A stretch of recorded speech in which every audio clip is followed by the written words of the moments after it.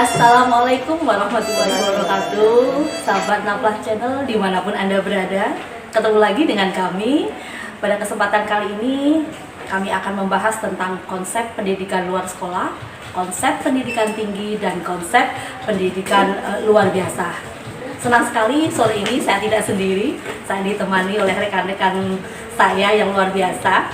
Di sebelah saya ada Bapak yang ganteng ini dengan Bapak Yasrul Effendi. Ya, halo. Selamat sore Pak Yasrul. Waalaikumsalam.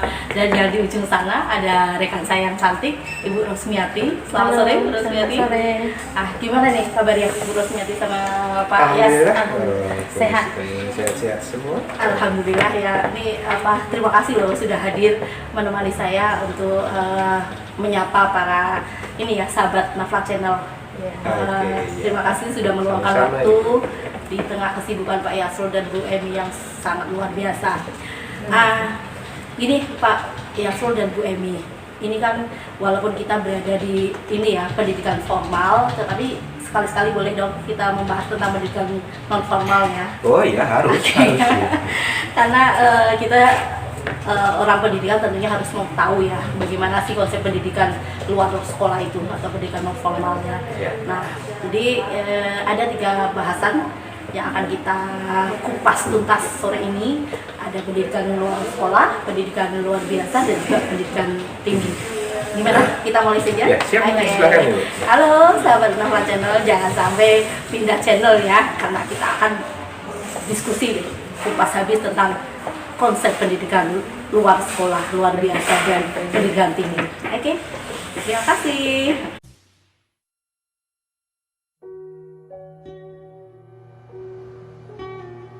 Assalamualaikum warahmatullahi wabarakatuh.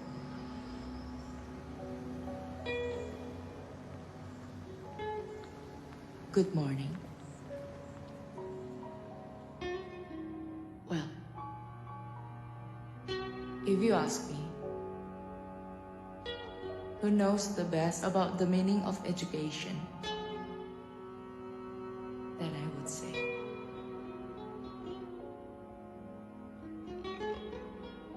my mother.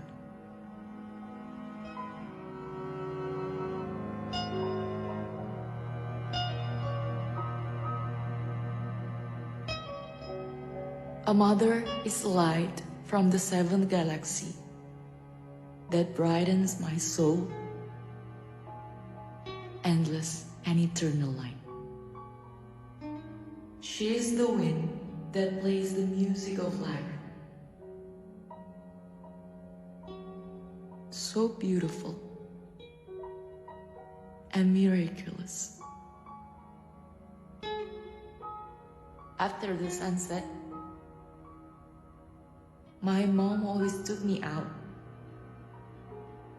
and showed me shiny blinking stars. That is Mars. But we both always called them as lintang lantip. And my mom always believed I can reach that star with my knowledge.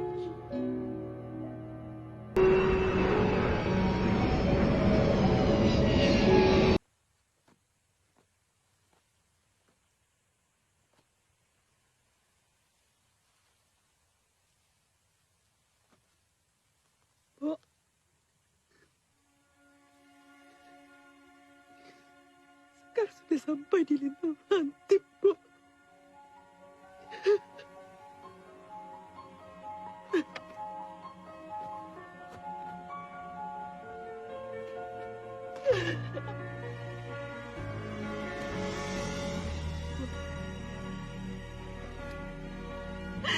Maafin Sakar, Bu. Maafin Sakar, Bu.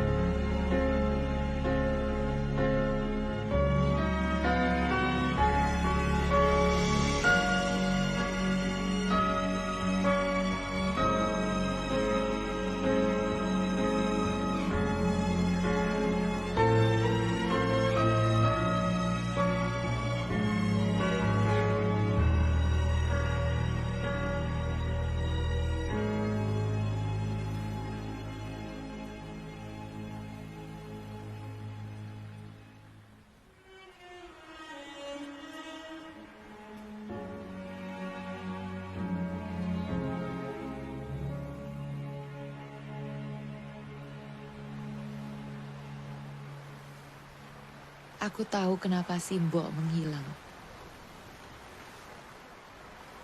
Panjenengan rupanya sudah sampai di lintang lantit.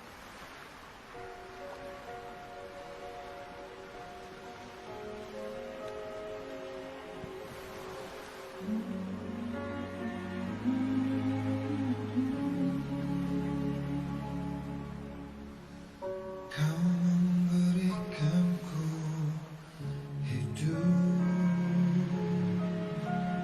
kau memberikanku kasih sayang tulus.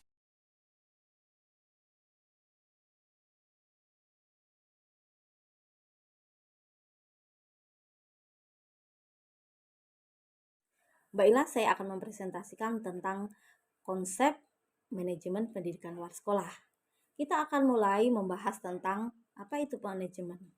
Seperti disebutkan dalam beberapa referensi, secara umum manajemen dapat didefinisikan sebagai sebuah usaha sekelompok orang untuk mencapai tujuan bersama yang telah ditentukan melalui usaha kerja bersama. Kaitannya dengan pendidikan luar sekolah, mari kita bahas dulu apa itu pendidikan luar sekolah.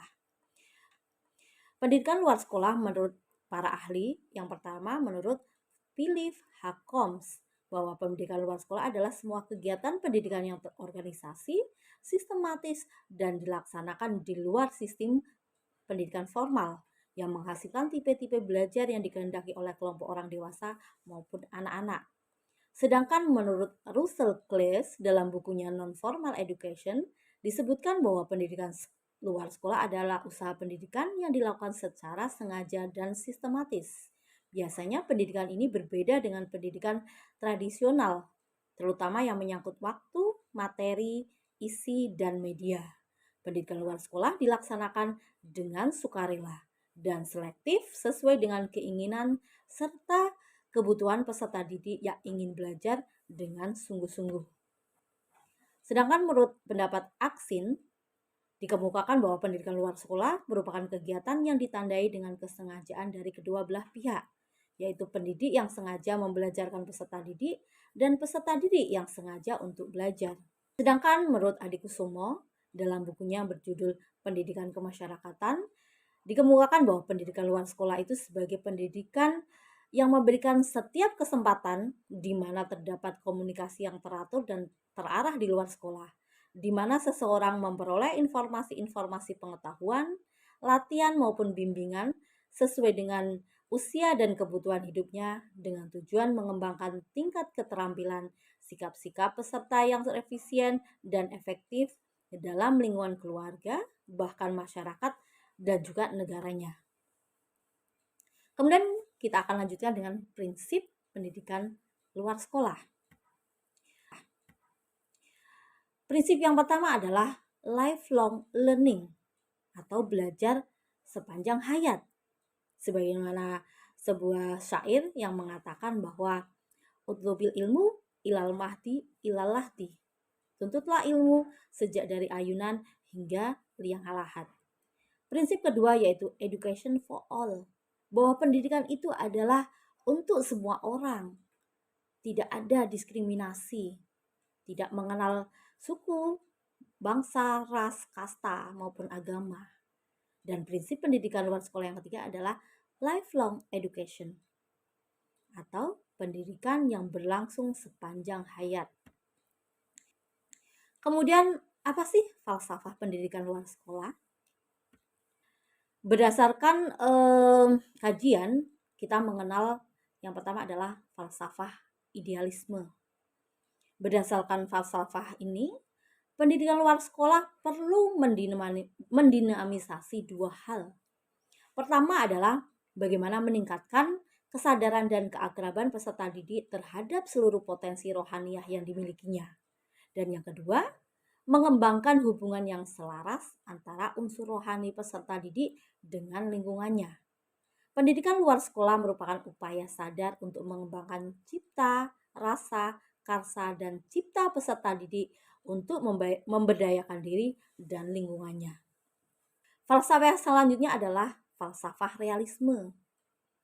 Berdasarkan aliran ini, pendidikan luar sekolah hendaknya memuat bahan-bahan belajar inti atau core yang memungkinkan peserta didik dapat memahami lingkungan sekitar secara tepat. Aliran realisme ini menambahkan bahwa tujuan pendidikan luar sekolah adalah untuk membantu peserta didik menjadi manusia yang dapat mengembangkan kemampuan intelektual, berperilaku kreatif, cepat tanggap, bersikap inovatif, dan empatik. Pendidikan luar sekolah juga membantu peserta didik agar selalu mengembangkan diri. Falsafah selanjutnya adalah falsafah pragmatisme. Falsafah ini menjelaskan bahwa dunia tidak terikat dan tidak pula bebas dari pikiran manusia. Menurut aliran ini, pendidikan luar sekolah terdiri dari tujuan dan serangkaian kegiatan untuk mencapai tujuan tersebut. Tujuan dan kegiatan pendidikan luar sekolah hendaknya bersifat luas atau fleksibel dan terbuka, serta disusun secara rasional berdasarkan kenyataan yang dihadapi. Selanjutnya kita akan membahas tentang pendekatan pendidikan luar sekolah. Yang pertama adalah need oriented, merupakan pendekatan yang didasarkan pada kebutuhan peserta didik. Yang kedua adalah endogenous, berorientasi pada perubahan yang ada di dalam masyarakat. Yang ketiga adalah self-reliant, yaitu pendekatan yang mengutamakan rasa percaya diri. Dan yang keempat adalah ecological sound, pendekatan yang berorientasi pada struktur atau sistem. Kemudian kita bahas lagi tentang teknik manajemen pendidikan luar sekolah. Teknik atau strategi yang pertama adalah strategi didaktis. Didaktis biasa diartikan sebagai ilmu tentang cara mengajar secara umum. Istilah ini umumnya digunakan dalam pendidikan formal dan dipakai dalam konteks pembelajaran atau pengajaran teaching di sekolah. Biasanya istilah ini dipasangkan dengan metodik yang diartikan sebagai pengetahuan tentang cara-cara mengajar secara khusus dalam artian yang berlaku untuk bidang studi tertentu, seperti metodik IPA, metodik IPS, dan metodik matematika. Oleh karena itu, strategi didaktis dapat dikategorikan sebagai strategi pembelajaran tersendiri. Selanjutnya, strategi Sokratik. Sesuai dengan istilahnya, strategi ini berasal dari atau diangkat dari cara-cara khas yang digunakan oleh seorang filosof yang bernama Socrates. Strategi ini dilaksanakan dengan cara mengarahkan atau mengajukan sejumlah pertanyaan yang urut dan logis kepada peserta didik, hingga mereka terdorong untuk merespon dan mengekspresikan pengetahuan yang telah dimilikinya yang belum pernah terkristalisasi oleh pemikirannya sendiri. Namun cara ini memang menurut pihak pendidikan atau menuntut pihak pendidikan untuk memiliki keterampilan penggunaannya dan kemampuan untuk mencerna respon peserta didik. Selanjutnya ada strategi fasilitatif. Strategi pembelajaran yang menempatkan pendidik sebagai fasilitator atau seseorang yang bertugas membantu peserta didik belajar. Strategi ini digunakan untuk menumbuhkan peserta didik kepada sebuah kesadaran pada diri peserta didik itu sendiri tentang kebutuhan belajar tertentu. Menghadapkan peserta didik pada sebuah persoalan yang menuntut solusi serta memberikan pengalaman kepada peserta didik dan diajak untuk merenungkannya. Dengan cara-cara semacam ini, pembelajaran akan menjadi sebuah proses yang lebih berpusat pada peserta didik. Strategi selanjutnya adalah strategi eksperiensial. Strategi eksperiensial merupakan strategi pembelajaran yang berbasis pengalaman. Strategi ini dimaksudkan untuk memperkaya peserta didik dengan berbagai pengalaman yang relevan dengan kebutuhan belajarnya. Diyakini bahwa pengalaman merupakan sesuatu yang dapat mengembangkan potensi peserta didik secara optimal. Selanjutnya, strategi partisipatif. Strategi pembelajaran partisipatif dapat diartikan sebagai serangkaian upaya pendidik untuk mengikut sertakan peserta didik dalam keseluruhan tahapan kegiatan pembelajaran. Tahapan pembelajaran terdiri atas tahap perencanaan, tahap pelaksanaan, dan tahap penilaian. Pada tahap perencanaan, peserta didik diikutkan dalam pengidentifikasian untuk pembelajaran dan kemungkinan hambatan yang akan terjadi. Selanjutnya, strategi transformatif. Pembelajaran transformatif dapat dipandang sebagai sebuah strategi. Kajian ilmiah tentang substansi ini masih tergolong baru, sehingga penelitiannya sedang dan terus dilakukan. Itulah tadi beberapa hal seputar konsep manajemen pendidikan luar sekolah. Saya yakin sahabat semuanya yang tertarik dengan pendidikan luar sekolah bisa menjadikan apa yang saya sampaikan tadi semacam referensi. Selanjutnya rekan saya akan membahas tentang konsep pendidikan luar biasa dan juga pendidikan tinggi. Selamat menyaksikan. Terima kasih Bu Momon. Baiklah, kita lanjut lagi dengan materi yang kedua mengenai manajemen pendidikan luar biasa. Kita lihat yang pertama adalah konsep pendidikan luar biasa menurut para ahli. Yang pertama, Suparno 2007, pendidikan luar biasa adalah pendidikan yang ditujukan bagi peserta didik yang mengalami tingkat kesulitan dalam mengikuti proses pembelajaran yang disebabkan oleh beberapa hal. Yang kedua, menurut Mangunsong 1998, pendidikan luar biasa adalah bagian terpadu dari sistem pendidikan nasional yang secara khusus diselenggarakan bagi peserta didik yang menyandang kelainan fisik atau kelainan perilaku. Menurut Undang-Undang Nomor 20 Tahun 2003 tentang Sistem Pendidikan Nasional, Bab 4 Pasal 5 Ayat 1 menyatakan bahwa setiap warga negara mempunyai hak yang sama di dalam pendidikan, terutama untuk memperoleh pendidikan yang bermutu dan berkualitas. Yang kedua, warga negara yang memiliki kelainan fisik berhak untuk memperoleh pendidikan secara khusus.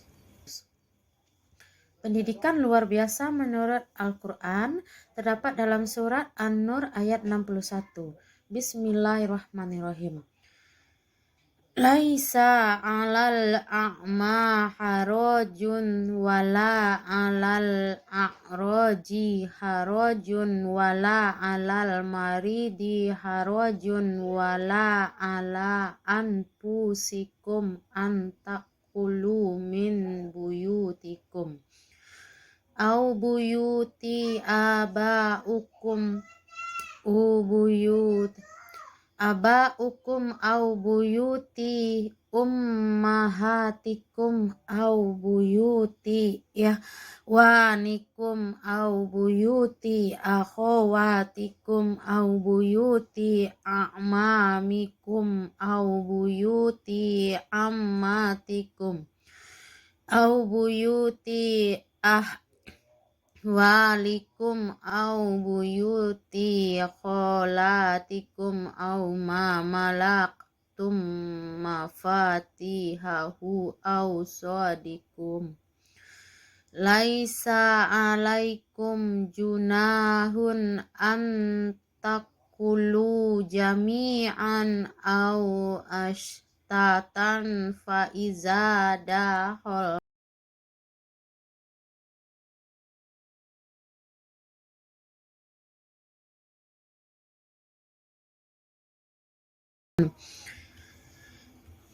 Penjelasan Al-Quran tentang pendidikan untuk anak yang berkebutuhan khusus ini adalah setiap anak yang memiliki kelainan pun mempunyai hak yang sama dalam kehidupan, terutama untuk mendapatkan pendidikan yang setara. Dalam hal ini, masyarakat tidak boleh membeda-bedakan atau bersikap diskriminatif terhadap anak yang berkebutuhan khusus ini. Dari uraian di atas dapat kita lihat bahwa Islam sangat peduli terhadap pendidikan bagi anak-anak yang berkebutuhan khusus dengan mengurangi diskriminasi yang ada di masyarakat. Dari beberapa penjelasan di atas dapat kita simpulkan bahwa manajemen pendidikan luar biasa itu diartikan bagaimana suatu instansi atau sekolah dapat membuat anak-anak yang berkebutuhan khusus ini merasa nyaman dan pendidikan yang sama dengan anak normal lainnya. Kita lanjut yang kedua, mengenai prinsip manajemen pendidikan luar biasa. Yang pertama, menurut Musyafaq Hasyari 1995, prinsip dari pendidikan luar biasa itu sebagai berikut. Pertama, keseluruhan anak atau all the children dengan memberikan kesempatan untuk mengembangkan kompetensi yang dimiliki oleh peserta didik. Yang kedua, pengungkapan reality tentang kemampuan fisik dan psikologis anak yang berkebutuhan khusus. Yang ketiga, program dinamis dynamic application. Yang keempat, kesempatan yang sama, equality of opportunity. Yang kelima, kerjasama atau cooperate. Beberapa orang tua dengan dokter, psikologis, psikiater, pekerja sosial, ahli terapi okupasi, dan ahli terapi fisioterapi, konselor, dan tokoh masyarakat yang mempunyai perhatian dengan dunia pendidikan. Yang kedua, secara sederhana, prinsip pendidikan luar biasa itu antara lain yang A, tidak menolak keberadaan orang-orang yang memiliki kebutuhan khusus. Yang B, tidak membatasi orang-orang yang berkebutuhan khusus. C, tidak mengintimidasi, diskriminasi, dan membedakan dalam penilaian terhadap orang-orang yang memiliki kebutuhan khusus. Keempat, pendidikan menyeluruh untuk seluruh anak. Yang kelima, orang tua dan peserta didik ikut berpartisipasi dalam pengambilan keputusan bersama. Yang keenam, melakukan proses dan perlindungan keamanan kepada peserta didik yang memiliki kebutuhan khusus.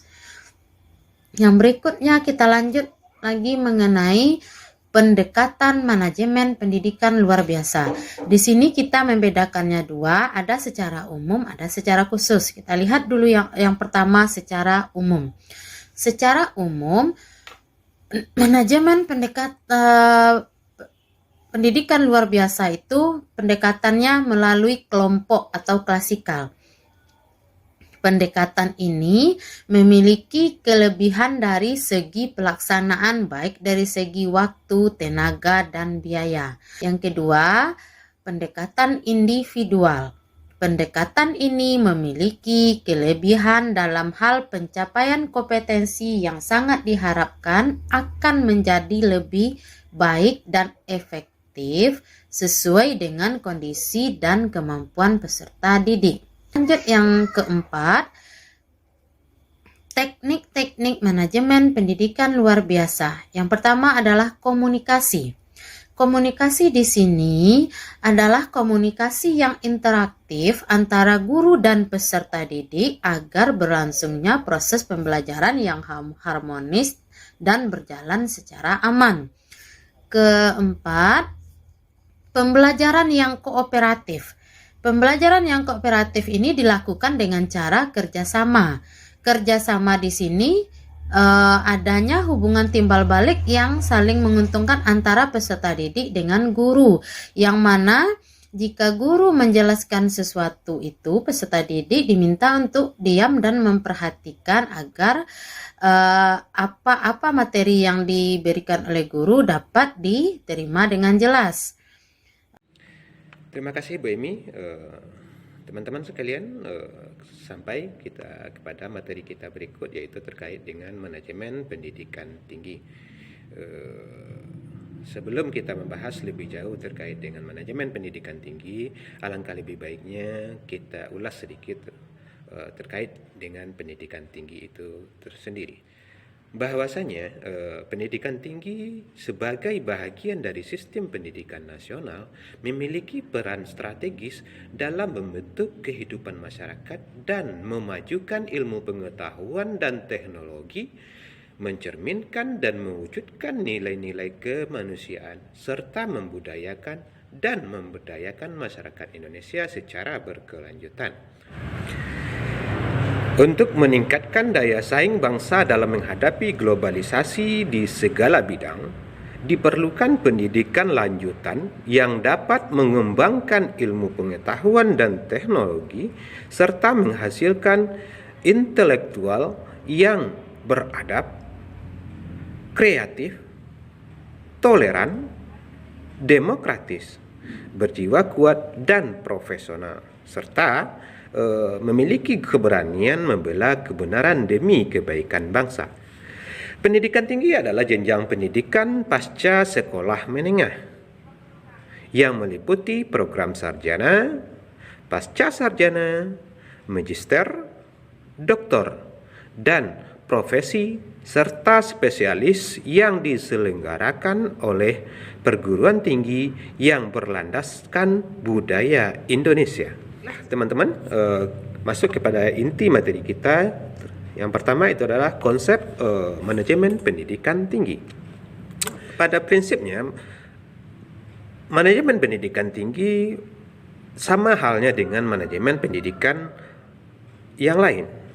Bahwasanya manajemen itu merupakan berisikan aktivitas perencanaan, pengorganisasian, pengendalian, penempatan, pengarahan, pemotivasian, serta komunikasi dan pengambilan keputusan dengan tujuan untuk menghasilkan para intelektual yang beradab, kreatif, toleran, demokratis, berjiwa kuat dan profesional, serta secara efisien dan efektif pada lanjutan pendidikan menengah.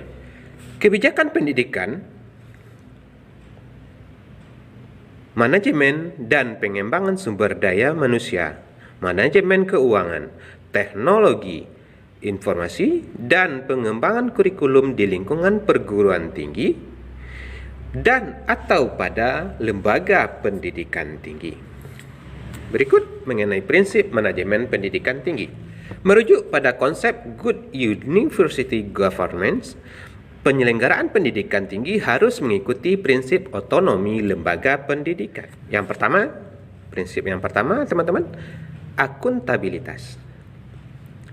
Bahwasanya kemampuan dan kewajiban untuk mempertanggungjawabkan semua kegiatan perguruan tinggi kepada semua pemangku kepentingan sesuai dengan persyaratan hukum. Tanggung jawab dapat diukur. Misalnya, dalam hubungan antara dosen dengan mahasiswa, kecukupan sarana dan prasarana, penyelenggaraan pendidikan yang bermutu, dan kompetensi lulusan. Prinsip yang kedua, teman-teman, yaitu transparansi. Merupakan keterbukaan dan kemampuan untuk secara tepat waktu dan akurat menyajikan informasi yang relevan kepada pemangku kepentingan sesuai dengan persyaratan hukum. Prinsip yang ketiga, nirlaba. Bahwasanya prinsip ini sama dengan prinsip perusahaan yang tidak bertujuan untuk mencari keuntungan semata, sehingga seluruh sisa hasil komersial perusahaan harus diinvestasikan kembali pada perguruan tinggi untuk meningkatkan kapasitas dan atau kualitas layanan pendidikan. Berikut prinsip penjaminan mutu. Kegiatan sistemik yang menyediakan layanan pendidikan tinggi yang memenuhi atau melampaui standar pendidikan tinggi nasional dan secara berkelanjutan meningkatkan kualitas layanan pendidikan. Efisiensi dan efektivitas merupakan prinsip kegiatan yang sistematis untuk menggunakan sumber daya manajemen lembaga sedemikian rupa sehingga tepat sasaran dan tidak terbuang sia-sia. Oke, materi kita terkait yang ketiga terkait dengan manajemen pendidikan itu adalah pendekatan. Pendekatan manajemen pendidikan tinggi. Dalam konteks pembelajaran, pendekatan berarti segala sumber daya atau strategi yang digunakan peserta didik untuk efisiensi dan efektivitas dalam proses pembelajaran tertentu. Oleh karena itu, pendekatan adalah serangkaian langkah kerja yang ditujukan untuk memecahkan masalah atau mencapai tujuan pembelajaran tertentu. Pendekatan yang pertama, pendekatan kontekstual atau contextual teaching learning. Bahwasanya didasarkan pada penelitian John Dewey bahwa belajar seseorang paling baik ketika apa yang mereka pelajari tersebut terkait dengan apa yang telah mereka ketahui dengan kegiatan atau peristiwa di lingkungan mereka. Pembelajaran ini menekankan pada berpikir maju, transfer pengetahuan, pengumpulan, dan analisis data, serta pemecahan masalah tertentu baik secara individu maupun kelompok. Pendekatan berikut yaitu pendekatan ilmiah. Pendekatan ilmiah adalah pendekatan pendidikan yang menyelidiki dan memecahkan masalah pendidikan berdasarkan topik tertentu. Dengan bantuan pendekatan ilmiah, maka dihasilkan ilmu-ilmu pendidikan atau ilmu-ilmu pedagogik. Pendekatan filosofis. Pendekatan filosofis adalah pendekatan yang bertujuan untuk memecahkan masalah pendidikan dengan menggunakan metode filosofis. Pendidikan memerlukan filsafat karena masalah pendidikan tidak hanya menyangkut pelaksanaan pendidikan yang terbatas pada pengalaman. Masalah yang timbul dalam pendidikan lebih luas, lebih kompleks, dan lebih dalam. Berikut pendekatan religius. Pendekatan religius adalah salah satu teori pedagogik yang berdasarkan ajaran agama. Cara kerja pendekatan religi berbeda dengan pendekatan saintifik dan filosofis, hanya bekerja pada nalar atau logika. Titik tolaknya adalah keimanan, mensyaratkan agar orang percaya terlebih dahulu, baru memahami segala sesuatu yang diajarkan dalam agama itu. Bapak dan Ibu, teman-teman sekalian, kita kaji lagi terkait dengan teknik manajemen pendidikan tinggi. Secara umum, penerapan teknik manajemen pendidikan tinggi dapat dibedakan menjadi dua jenis, yaitu teknik manajemen tradisional dan teknik manajemen modern. Disebut tradisional karena teknik tersebut sudah ada sejak lama dan masih digunakan sampai saat ini. Sedangkan disebut teknik manajemen modern karena teknik tersebut kemudian muncul sebagai cerminan penerapan teknik manajemen tradisional. Oke, teknik yang pertama, teknik manajemen perguruan tinggi yang pertama itu adalah teknik manajemen tradisional. Kita bahas lebih lanjut. Teknik manajemen tradisional. Teknik manajemen tradisional banyak menekankan pada mekanisme dan sangat dekat dengan perasaan serta hubungan. Teknik ini juga sangat bergantung pada karakter pemimpinnya. Teknik ini cenderung terpusat pada otoriter, kurang memperhatikan unsur rasional, dan pembagian tugas. Kehadiran tokoh di dalam teknik manajemen tradisional sangat penting untuk keberhasilan pencapaian tujuan lembaga. Tokoh merupakan simbol dari organisasi. Dengan demikian, baik buruknya organisasi sangat bergantung pada karakter pemimpin organisasi tersebut. Organisasi atau dalam hal ini adalah lembaga pendidikan tinggi harus menunggu rekomendasi, peraturan atau pedoman dari pimpinan. Jadi Bapak dan Ibu, teknik manajemen tradisional ini pada prinsipnya itu ada terdiri dari 4. Bahwasanya yang pertama manajemen by personality, yang kedua manajemen by custom, yang ketiga manajemen by reward, yang keempat manajemen by legitimation. Berikut teknik manajemen modern kita ulas.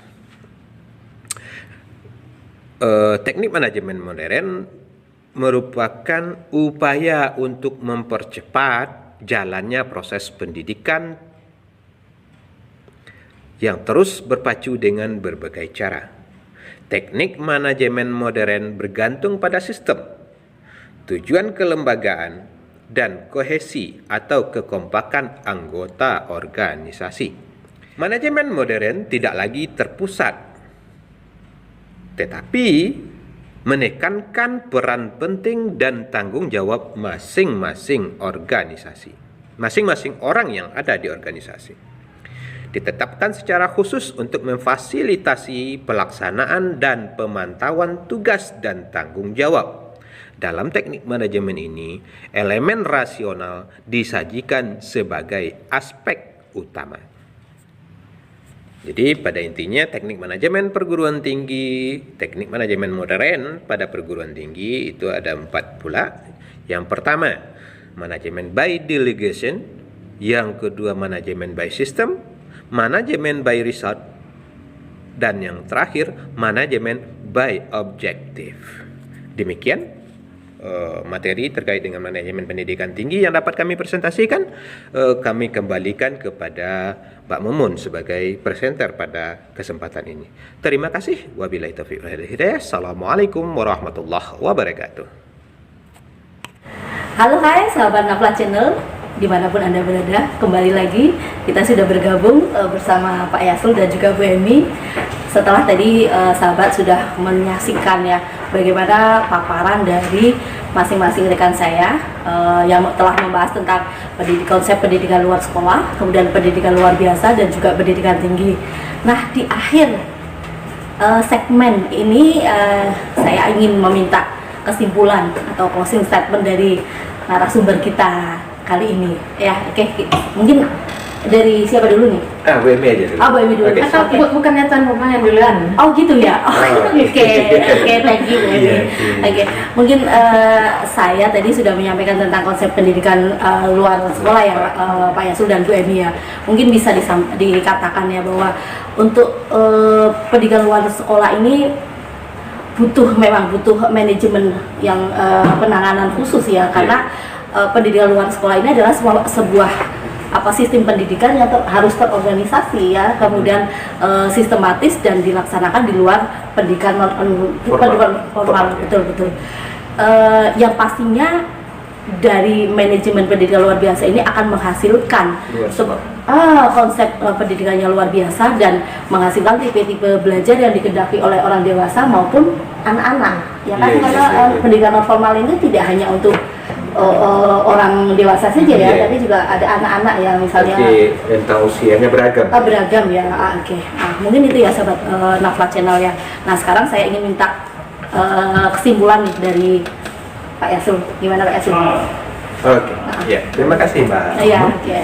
Jadi kalau terkait dengan manajemen pendidikan tinggi, pada dasarnya manajemen pendidikan tinggi itu tidak jauh berbeda dengan manajemen pendidikan yang lain. Tetap melalui proses yang namanya perencanaan, pelaksanaan, ya, kemudian bagaimana pengawasan dan pengontrolannya. Itu pada dasarnya sama ya. Hanya saja mungkin yang sisi bedanya yang pertama dari peserta didiknya. Biasanya kalau di manajemen pendidikan tinggi yaitu peserta didiknya itu adalah mereka-mereka yang usianya sudah melewati atau sudah melalui proses pendidikan menengah. Betul. Itu yang pertama. Kemudian yang kedua, dari segi keberagamannya, bahwasanya pendidikan tinggi ini ada juga ada yang namanya akademi, ya ada yang namanya Institut, institut, iya, ada iya. yang namanya sekolah tinggi, Sekolah tinggi. ada yang namanya Universitas, universitas, iya, seperti betul, yang betul. kita kan di universitas sekarang. Iya, ya. betul, betul. Universitas. UIN Mahmud Yunus Iya, Batu Sangkar. Nah, jadi keberagaman tersebut dia ada ciri khas tersendiri seperti universitas yang kita jalani sekarang itu mereka terdiri dari beragam disiplin ilmu. Betul. Ya, ada yang keguruannya, ada yang ekonominya, ya itu. Betul. Tapi kalau sekolah tinggi atau institut, nah itu rata-rata mereka satu Fokus ya? fokus Satu- kepada satu satu konsentrasi lah. apakah keguruan saja atau kesehatan saja. Nah, itu. Jadi itu mungkin Pak Mumun yang mungkin bisa kita simpulkan terkait manajemen pendidikan tinggi. Oke, oke, terima kasih ya Pak Yasul. Gimana sahabat channel semakin paham ya kalau tadi sudah presentasi panjang lebar dan disimpulkan oleh Pak Yasul. Oke, kalau Bu Emi gimana Bu Emi? Mengenai ke manajemen pendidikan luar biasa, betul, ya, Mbak, ya. betul. Nah, di sini disimpulkan pendidikan luar biasa lebih tepatnya itu lebih kepada ditujukan untuk anak-anak yang memiliki kebutuhan khusus gitu, di mana dia tidak bisa terakomodir di sekolah negeri atau sekolah formal. Yang ini juga sekolah formal, tapi dia bukan sekolah negeri yang umum seperti kita tentu selama ini. Pada sekolah sekolah luar biasa inilah khusus untuk anak-anak berkebutuhan khusus. Kemudian untuk manajemennya ini, bagaimana sebuah lembaga itu dia bisa mengakomodir kebutuhan anak-anak yang yang seperti beragam ini, ya. yang unik, yang istimewa Iya. gitu. Istimewa. Nah, Mereka anak-anak istimewa, istimewa ini dia terakomodisir, dia bisa pendidikan yang dia kenyang itu sama dengan anak yang berusia normal. Nah, mungkin salah satu ibaratnya kita aja sebagai orang ya, kita memang jangan sampai harus tangan terbuka dengan anak ini gitu. Jangan sampai kita mengucilkan, membedakan. Betul. Tidak boleh ada diskriminasi itu ya intinya.